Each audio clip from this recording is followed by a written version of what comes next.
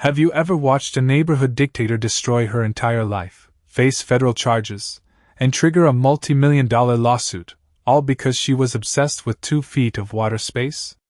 The acrid stench of burnt fuel and melted wiring hit me before I even stepped out of my truck. Morning light cut across the marina, sharp and cold, reflecting off the blackened rails and twisted metal of what used to be my yacht. A $2 million hull now sat half-charred in the slip, a smoking monument to absolute arrogance. I stood there with my hands in my pockets, staring at the ruin, blending in perfectly with the small crowd of shocked onlookers. To everyone else, I was just a quiet owner who kept his boat too close to the line and got the call too late. But I was not shocked. I was just waiting for the federal investigators and the insurance adjusters to arrive. This all started because of 2 feet. 2 feet outside the Homeowners Association's approved docking alignment. Melissa Grant, the neighborhood's self-appointed dictator, made sure everyone knew it. She left notices and fines. She taped bright red warning tags to my dock posts like I could not read. $500 for improper positioning.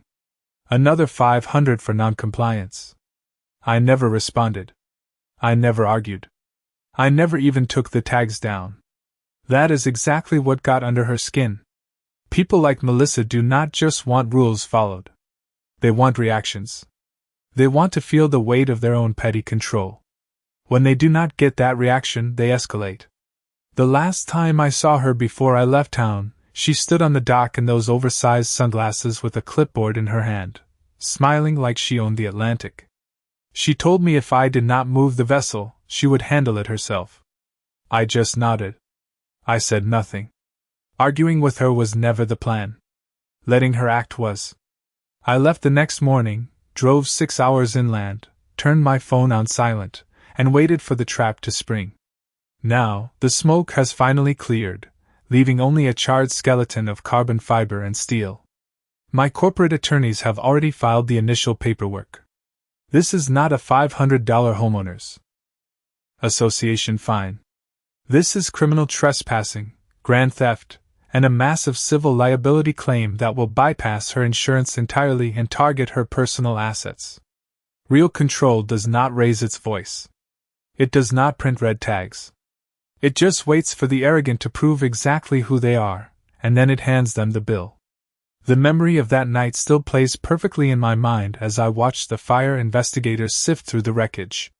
Sitting in that quiet hotel room 6 hours inland, the screen of my tablet had been the only light in the dark. By midnight on the second day of my trip, the remote surveillance feed picked up the first signs of movement on my deck. The marina's security cameras showed flashlights bouncing along the dock before the warm, custom accent lights of my vessel suddenly flicked on. Then came the music, a heavy, vibrating bass that I could feel even through the small speakers of my device. Melissa Grant did not just move my boat to satisfy her petty obsession with her Homeowners Association handbook. She hijacked it. She turned my private property into a stage for her personal victory party.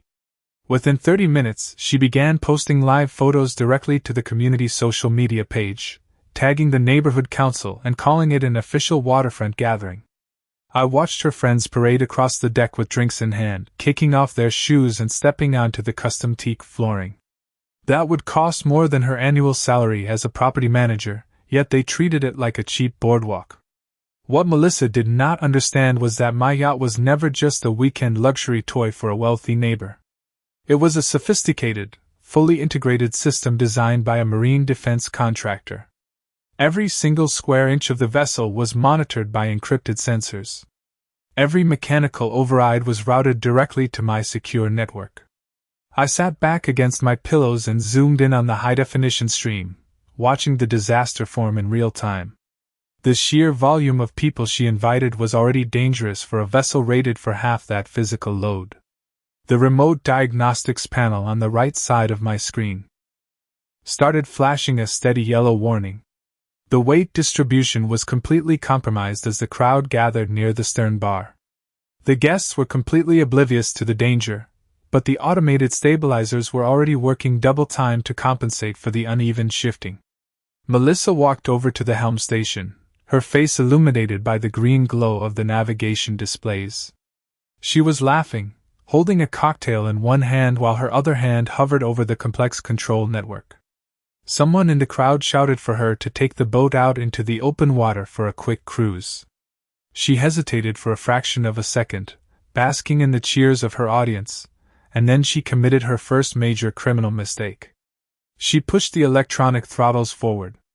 The heavy vessel lurched hard against the thick nylon mooring lines, causing the wooden dock posts to groan under the sudden, massive tension. The advanced navigation computer immediately flagged the action as an unauthorized control input and transmitted a priority alert directly to my phone. I chose not to engage the remote cutoff switch. I did not attempt to warn her through the external intercom system. Arguing with a narcissist destroys the trap. I simply watched the digital ledger expand, every single second of her unauthorized operation adding another line of permanent, undeniable evidence to the black box server. The mechanical strain built rapidly beneath the loud bass of the music blasting across the water. Someone in Melissa's circle had activated the secondary auxiliary generator system while the vessel was still tied down. They were trying to force more power to the outdoor speakers and lighting rigs. By doing so, they unknowingly forced the massive engines to fight directly against the automated hydraulic stabilizer anchors. It was a catastrophic engineering error. It was the exact kind of mistake people make when they treat millions of dollars of aerospace-grade engineering like a cheap rental golf cart. The diagnostic telemetry on my tablet screen turned from a cautious yellow to a flashing crimson. The internal temperature of the primary engine block was rising at an unsustainable rate. The cooling intake valves were failing to draw enough seawater because the stationary hull was dragging against the dock bumpers. I watched through the high-definition camera as the physical environment began to react to her ignorance. The wooden dock planks groaned under the unnatural shear force. The thick nylon mooring lines were stretched so taut that they hummed like guitar strings. Then came the exact moment the tide turned for everyone on that deck. Blue and white strobe lights began rippling across the dark water from the mouth of the channel. The United States Coast Guard and local maritime port authorities were approaching the marina. They moved fast. They moved direct. They were completely silent with no sirens playing. The bright party music on my deck died instantly as the enforcement boat sliced through the wake. The loud laughter evaporated into the cold night air. The guests scrambled to drop their red plastic cups onto the expensive teak floorboards. Melissa stepped toward the starboard railing, her clipboard confidence flaring up immediately as she tried to salvage her fake authority. She cleared her throat and shouted across the water that this was a sanctioned neighborhood association event. She claimed she had full jurisdiction over the dock space. The lead officer did not even blink as he pulled his vessel alongside the hull. His megaphone cut her off cold before she could finish her sentence. The officer ordered everyone to step away from the controls and remain exactly where they were standing. He demanded that the vessel operator present registration and federal credentials immediately. Melissa panicked. She reached for the main console again, trying to kill the power to hide the overheating status. Her random button mashing only triggered the secure defense protocols. The digital security network initiated a hard lockdown from my remote command. The dashboard interface ignored her hand entirely. It dropped the main engines into a restricted, high-temperature idle that she could not shut down manually. On my tablet screen, the data columns were stacking up by the millisecond. The log recorded an unauthorized operator, multiple critical system overrides, and a federal maritime boundary violation. I switched the view to the external marina security cameras. The entire neighborhood was awake now. Homeowners were lining their balconies with their personal cell phones raised to record the entire embarrassing spectacle. The trap was completely sprung, and Melissa had provided 100 eyewitnesses to her own downfall. Then came the final domino that completely broke her. The United States Coast Guard officer adjusted his radio and spoke clearly into his microphone so his words echoed across the water. He stated that the registered owner had been officially notified and was already tracking the federal liability from a remote location. I zoomed in on Melissa Grant's face using the high-definition lens of the helm camera. Her oversized sunglasses could not hide the exact second her chest dropped and her arrogant posture withered. She was not dealing with a simple absent neighbor anymore. She was standing inside a legal trap that she had built, baited, and snapped on herself. The unauthorized engine stress combined with the locked cooling valves was a direct result of her random button mashing at the console. The main engine block had reached its critical thermal threshold while she was trying to force the vessel to move against the stabilizers. The digital sensors on my tablet screen went solid black as the primary power grid failed. A massive electrical arc flashed in the engine room right beneath the main deck boards. White smoke began billowing out of the stern ventilation shafts, turning the remaining party guests into a panicking crowd. The federal authorities moved with absolute precision, evacuating the screaming neighbors off the deck and onto the concrete walkway before the fire could spread. No one was laughing anymore, and no one was holding a cocktail. By dawn, the electrical fire had done its work, leaving only a $2 million skeleton of charred carbon fiber and melted steel sitting in the slip. The local fire marshal stood next to Melissa on the concrete walkway, handing her a plastic clipboard. It was not for her neighborhood association rules, but for her signature on a formal federal incident report. My corporate attorneys had already filed the initial paperwork before the embers were even fully extinguished. This was never going to be a simple $500 neighborhood fine. Because the vessel was registered under a private marine defense holding company, her actions constituted criminal trespassing, grand theft, and a massive civil liability claim. The specialized nature of the maritime contract meant that the damages would bypass her homeowner's insurance policies entirely and target her personal assets. They would go after her bank accounts, her vehicles, and the very house she used to terrorize the neighborhood. Real control does not raise its voice. It does not print bright red warning tags or measure 2 feet of dock space with a tape measure. It just waits patiently for the arrogant to prove exactly who they are, and then it hands them a bill they can never pay for the rest of their lives. The fire trucks finally rolled away around 7 o'clock in the morning. A heavy layer of gray ash was floating on top of the salt water inside the slip. Melissa Grant stood completely frozen on the concrete walkway. Her expensive designer clothing was ruined by the thick soot blowing off the blackened remains of my yacht. She kept clutching her phone, trying to make phone calls to her contacts on the Homeowners Association board. Nobody was answering her calls at this hour. The few board members who did pick up immediately hung up the phone when they heard the words federal investigation. The crowd of neighbors had slowly thinned out, leaving only a few people who were whispering and pointing at her from a distance. I finally stepped out of my truck and walked slowly toward the scene. I kept my expression blank and neutral, pretending to be just another shocked homeowner returning to a disaster. Melissa saw me approaching, and her face went completely pale. She tried to swallow hard, her previous confidence completely gone as she took a half-step backward. She began stammering an explanation about how she was only trying to protect the community guidelines. She said the boat was a safety hazard because it was floating 2 feet past the boundary line. She claimed she had the legal right to secure the asset on behalf of the neighborhood council. I did not interrupt her frantic speech. I did not yell, and I did not show a single ounce of anger. I simply pulled a high-grade digital voice recorder out of my jacket pocket and pressed the stop button.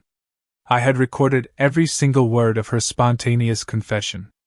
At that exact moment, a black luxury sedan pulled into the marina parking lot. 3 men in tailored charcoal suits stepped out, carrying heavy leather briefcases. These were not local neighborhood lawyers. These were senior corporate partners from Pendleton Maritime Holdings, the multi-billion-dollar corporation that actually owned the marina property. The lead attorney walked straight past Melissa without even looking at her and handed a thick stack of legal documents to the federal investigators. Then he turned to me and bowed his head slightly. He addressed me as the chief executive officer and principal owner of the entire harbor facility. Melissa gasped, her jaw dropping open as the reality of her situation finally shattered her mind.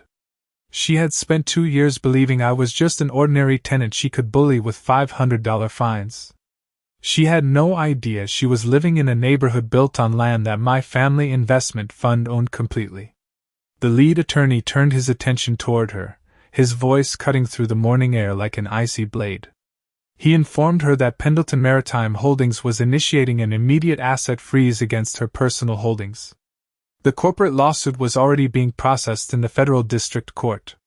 Because she had signed the fire marshal report as the acting operator under her homeowners association title, she had personally absorbed the entire multi-million-dollar liability. Her homeowners association insurance policy had a strict exclusion clause for criminal acts and unauthorized vehicle operation. She was completely uncovered, and the corporate entity was coming for everything she owned. The silence that followed my attorney's statement was heavier than the gray smoke still drifting off the water. Melissa Grant looked down at her hands, which were shaking so violently she dropped her cellular phone onto the damp concrete. Nobody moved to pick it up for her. The three senior partners from Pendleton Maritime Holdings stood like stone walls, their expressions entirely vacant of human sympathy. The lead federal investigator took the thick folder of corporate deeds and land registry certificates, scanning the pages with practiced efficiency. He nodded slowly, then looked at Melissa with a cold, professional pity. He informed her that because the marina property fell under federal maritime infrastructure protection laws, her unauthorized entry into the vessel's control systems was now classified as a major security breach. The local homeowners association charter did not possess the legal authority to override federal property classifications. Melissa tried to speak, but her voice was nothing more than a high-pitched whisper. She claimed she was only acting on behalf of the community board members. She looked around frantically for the neighbors who had been drinking my premium liquor on the deck just a few hours ago. Every single one of them had stepped back into the shadows of the parking lot, completely abandoning her. The realization of her absolute isolation began to settle into her eyes. My lead attorney did not give her time to process the panic. He opened his leather briefcase and pulled out a secondary legal notice, handing it directly to her. He explained that the corporate entity was suing her not just for the physical replacement of the $2 million yacht. They were also filing for the total revenue loss due to the immediate shutdown of the Western Harbor Channel, which was currently blocked by her charred debris. The environmental protection fines for the fuel leakage alone were projected to exceed $200,000. Because she had actively utilized her official homeowners association title to authorize the hijacking, the corporation was also absorbing the entire neighborhood association fund to satisfy the preliminary damages. This meant every single piece of common property in the subdivision was now tied to her. Personal negligence. The financial dominoes were falling in a perfect, destructive chain reaction. Melissa slumped against a wooden dock post, the very same post where she had taped her bright red warning notices just days before. The irony was absolute. She had wanted to destroy my peace over a petty 2 feet of water space. Now, she was looking at a total financial wipeout that would strip her of her career, her savings, and her freedom. She was learning the hard way that real power does not belong to the person who carries a plastic clipboard and screams about neighborhood bylaws. Real power belongs to the quiet structures that own the very ground beneath your feet. I watched her look up at me, her eyes pleading for some sign of negotiation or compromise. I did not give her a single word. I simply turned my back on her and walked over to discuss the salvage logistics with the federal authorities. By 9 o'clock in the morning, the corporate trap had fully tightened around Melissa Grant. She was sitting on a cold metal bench near the marina entrance, flanked by 2 local police officers who were keeping the remaining onlookers back. Her hands were still trembling as she watched a secondary team of federal agents secure the perimeter of the blackened dock space. She looked up as the lead attorney from Pendleton Maritime Holdings approached her with a third set of documents. Her voice cracked as she desperately asked how an ordinary tenant could possibly possess this level of legal power. She demanded to know the true identity of the person she had spent months harassing over a 2-foot boundary line. The attorney stopped exactly 3 feet in front of her bench, adjusting his glasses with an expression of absolute indifference. He told her that she had spent 2 years playing a dangerous game of authority without ever looking at the master lease of the harbor. He explained that Pendleton Maritime Holdings did not answer to the local neighborhood association. In fact, The neighborhood association existed only because my family trust had granted a conditional easement for the residential subdivision 20 years ago.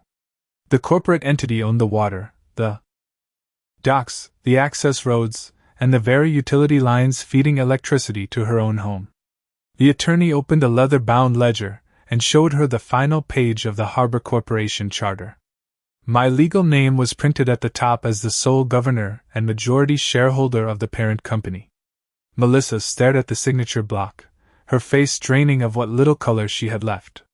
She realized too late that she had not been bullying a defenseless retiree or a weak neighbor. She had been actively attacking the private property of the man who legally controlled her entire community's infrastructure. She tried to stammer that she could just resign from her position as the property manager to wipe the slate clean. She promised to dissolve the fines and remove every single red tag from the harbor posts immediately. The attorney let out a cold, dry chuckle that offered no comfort. He informed her that resignation would not alter the course of the federal litigation. The corporate entity was already moving forward with an emergency injunction to freeze her personal bank accounts. Because she had explicitly stated on the recorded surveillance feed that the neighborhood association was seizing the asset, the corporate lawyers were also filing a blanket lien against the entire subdivision's treasury. Every single homeowner in the development would receive a formal legal notice by tomorrow afternoon. They would be informed that their community funds were completely gone because their manager had destroyed a multi-million-dollar corporate vessel. Her petty obsession with a minor docking alignment had just converted into a massive financial scandal that would make her the most hated person in the entire city. The neighbors who had supported her rules were about to lose their own property values because of her arrogance. Real power does not need to argue on a wooden walkway, and it does not need to seek validation from a neighborhood handbook. It sits quietly at the top of the corporate ladder, waiting for the foolish to overstep, and then it dismantles their entire existence without missing a single beat. By 10 o'clock in the morning, the second wave of consequences arrived at the marina parking lot. A delivery van from a specialized legal courier service pulled up right behind the police cruisers. 2 couriers stepped out, carrying thick stacks of certified mail envelopes that required immediate physical signatures. They began walking down the rows of the luxury coastal subdivision, dropping off formal notices to every single member of the neighborhood association board. I watched from the shade of the main office awning as the first few residents emerged onto their porches. Their faces turned from casual morning confusion to absolute panic as they skimmed the emergency declarations. Melissa Grant sat on the metal bench, watching her entire network of neighborhood allies crumble within a matter of minutes. Her cell phone on the concrete walkway began buzzing continuously, vibrating against the ground as text messages and urgent phone calls flooded her notifications. The very same board members who had cheered her on during her petty crusade were now realizing they were legally exposed to a multi-million-dollar disaster. My lead corporate attorney stepped back toward her bench, holding a tablet that displayed the live financial updates from our corporate risk management sector. He turned the screen toward her so she could see the numbers rising in real time. The total initial assessment for the destruction of the vessel, the environmental cleanup of the harbor channel, and the structural damage to the concrete dock slips had already crossed $3,500,000. He explained that because her homeowners association insurance had officially denied coverage due to the criminal trespass finding, the entire financial burden was legally moving to her personal estate and the subdivision treasury. The legal team had already secured an emergency freeze on her personal brokerage accounts and the common neighborhood fund. This meant the community could no longer pay for their private security details, their landscaping services, or their structural maintenance. Her obsession with a minor 2-foot alignment had not just ruined her own life, it had effectively bankrupted the entire community she claimed to protect.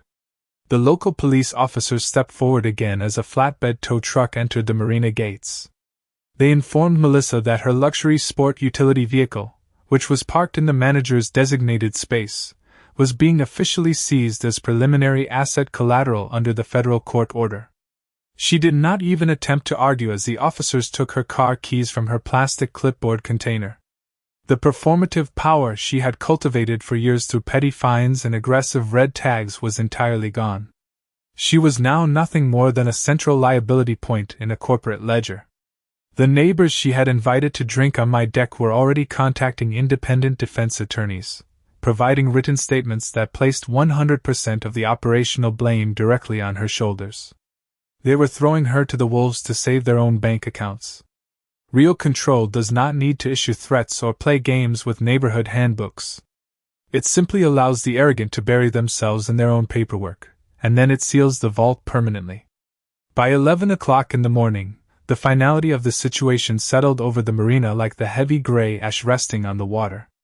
The flatbed tow truck drove away, carrying Melissa Grant's luxury vehicle and leaving an empty space in the manager's designated parking lot. She remained on the metal bench, her shoulders completely slouched and her plastic clipboard lying cracked on the pavement. The two local police officers stepped back as a federal transport vehicle pulled up to the curb to finalize her processing for the maritime security violations. The neighborhood residents who had once crowded her committee meetings were now nowhere to be seen. They were trapped inside their own homes, staring at the certified legal notices that had just bankrupted their collective community treasury. I walked away from the main office awning and stood at the very edge of the concrete walkway, looking down at the empty slip where my yacht had been secured just days ago. The smell of burnt insulation was fading, replaced by the clean, sharp scent of the ocean breeze cutting through the harbor. My lead corporate attorney walked over and stood beside me, sliding his tablet back into his leather briefcase with a quiet snap. He informed me that the emergency asset freeze had been successfully executed across all regional financial institutions. Melissa Grant would not be able to move a single dollar of her personal savings before the federal court date arrived. Her career as a property manager was effectively over, and her reputation in the coastal real estate market was permanently destroyed. She had spent months trying to manufacture a crisis over 2 feet of water space because she desperately needed to feel like she controlled the harbor. She wanted a dramatic reaction, a submissive apology, or a public display of her petty authority. Instead, her own arrogance had triggered a quiet, massive corporate machine that did not stop until it stripped her of everything she owned. I pulled my truck keys out of my pocket and looked back at her one final time before leaving the marina. She was being escorted into the back seat of the transport vehicle, her oversized sunglasses completely gone, and her head bowed in absolute defeat. There was no shouting, no dramatic argument, and no emotional confrontation on the docks. Real ownership does not need to engage in petty drama with a neighborhood dictator. It does not need to explain its boundaries or defend its position on a wooden walkway. It simply waits in the background with ironclad deeds, corporate structures, and permanent legal protections. It allows the arrogant to overstep the line until they destroy their own foundation from the inside out. I started my truck engine and drove out of the marina gates, leaving the smoking ruin and the bankrupt neighborhood behind me in the rearview mirror. The system had functioned exactly as it was designed to do, and the bill had been delivered in full.